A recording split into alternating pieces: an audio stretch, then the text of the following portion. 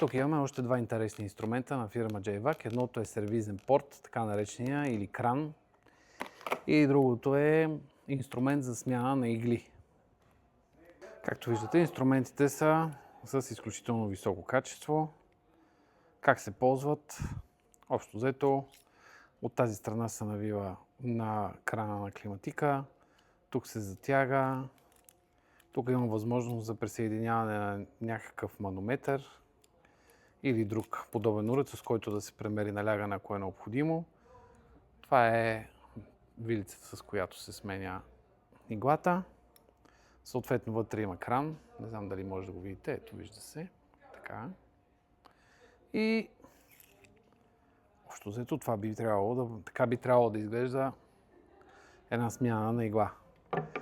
Другия инструмент, който имаме тук на Ботевградско, е по-скоро само за мерене на налягането.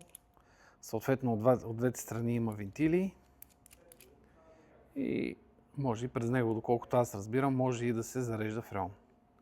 Виждате, има с какво да натисне вентила на климатика или на някаква друга хладилна техника.